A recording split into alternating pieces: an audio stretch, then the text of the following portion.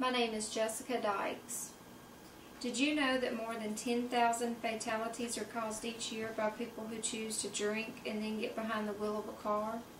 One of the more recent and widely covered cases of a drunken or impaired driver injuring or killing someone was the case of Stuart and Karen Irby in Jackson in 2009. While there were possibly other factors that contributed to the accident, it was determined that My name is Jessica Dykes. Did you know that more than 10,000 fatalities are caused each year by people who choose to drink and then get behind the wheel of a car?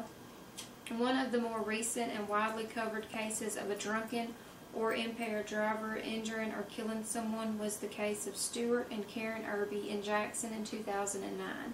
While there were possibly other factors that contributed to the accident, it was determined that the driver had been drinking and was impaired, which caused the deaths of an innocent driver and his passenger.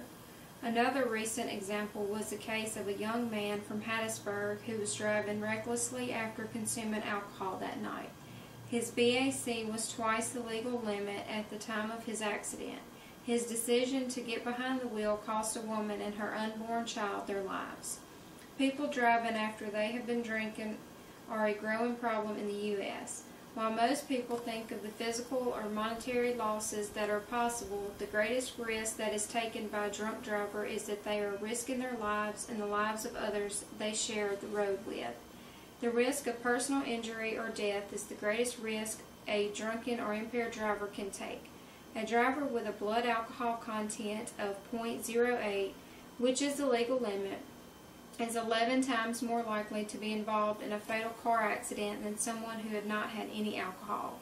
From this information, you can also gather that even a person who has had only 2 to 3 drinks and possibly half of the blood alcohol limit of 0.03 and 0.04 is still 5 to 6 times more likely to be in an accident than someone who hadn't had anything to drink.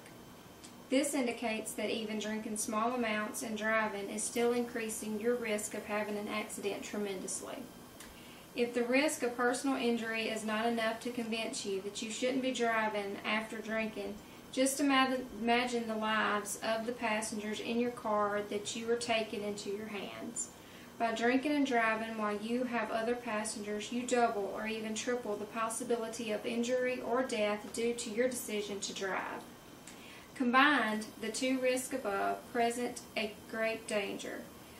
These lives are directly in the hands of the driver, so you shouldn't take that responsibility lightly. The risk is even heightened by the fact that anyone you meet along the way is also at risk due to your impairment and inability to fully control your vehicle. One of the biggest things you can do to reduce the risk associated with drinking and driving would be to not get behind the wheel after drinking at all.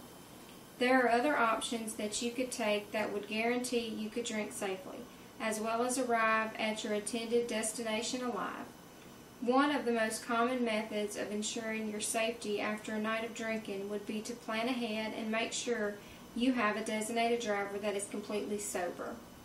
You could plan to have someone pick you up when you are ready to leave if you are going somewhere that you know you will be drinking and may not be able to drive yourself safely. You could also carpool with friends who have a designated driver. That way both you and your friends would benefit from having a safe ride home.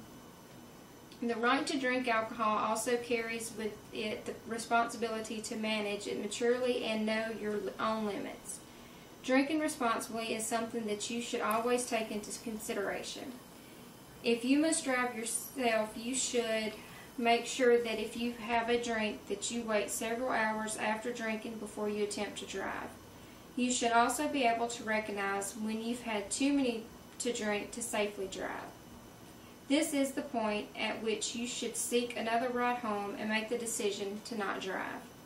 This can be a hard decision to make if you don't decide on this in advance, because if you wait until after you have been drinking, your judgment will already be impaired and you may not make the wisest choice. You should know how many you can safely handle and how many drinks you can safely recover from in a given time period. If you have reached that point that you've decided that you can no longer safely drive, you should choose from your other options to ensure you arrive safely to your destination. If you are not in the position to drive, you should make plans to stay where you are. If you are with friends, you should try to spend the night with them and leave the next morning after the effects of drinking have worn off.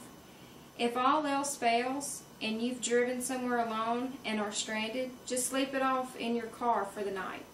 This may not be the most optimal solution, you may not be the most comfortable, and you may be late for whatever you had planned the next day, but you will avoid the risk of injuring or killing yourself or others by attempting to drink and drive.